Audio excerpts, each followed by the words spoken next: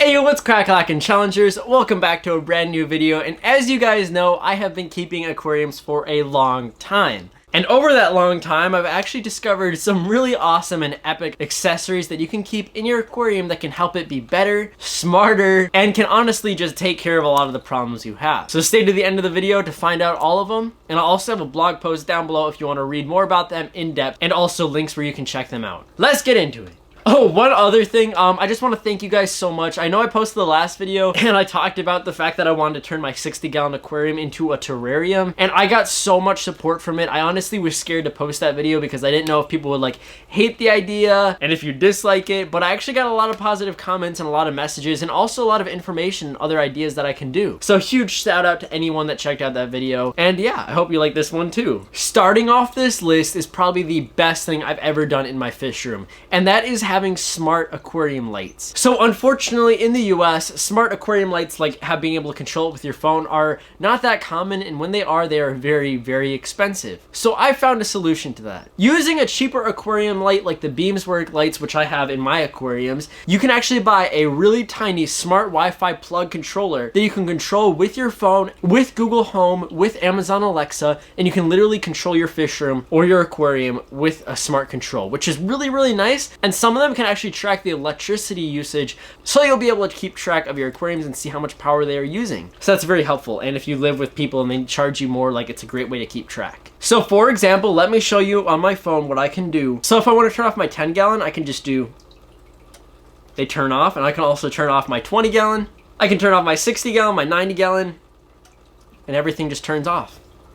And now we're just in a dark fish room. But of course I'm going to turn on so I don't ruin the plants. I also have this in my basement, so I'm using Google Home. Turn on basement.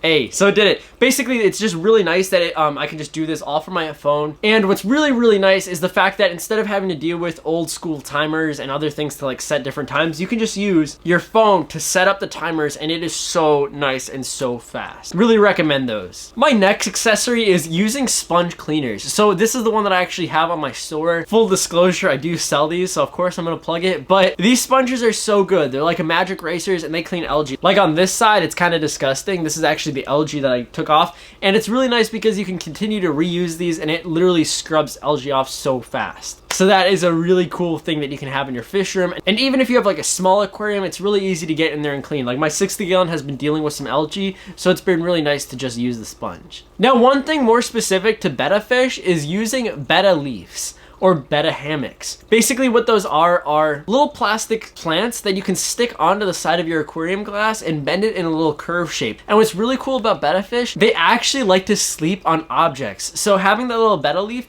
your betta could actually swim up and lay on it and sleep. It's really adorable, and I've seen this happen. It does happen with natural plants, but providing them that space and that bed is really nice. I don't know if you've ever seen it, and if you have a betta fish, you really need to get one of these. They're super adorable. Now I guess my next one is just plants or decorations in general.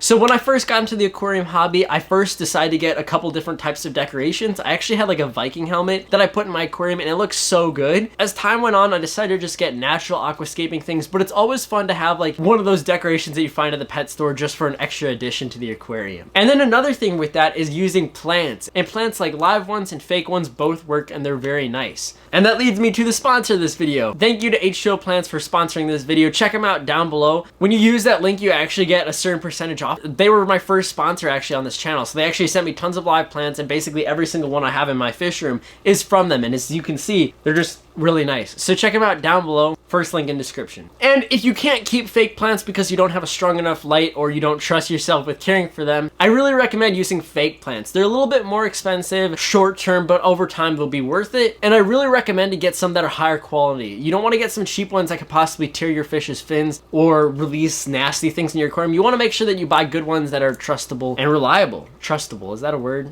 I don't think so. I hope you guys enjoyed this shorter video. Make sure you hit the like button because it is free and it helps like so much, more than you even know. Also, if you want to check out my Instagram, links will be down below at James Morelan and at challenge.thewild. I'll see you guys in the next one. Peace. Wapa.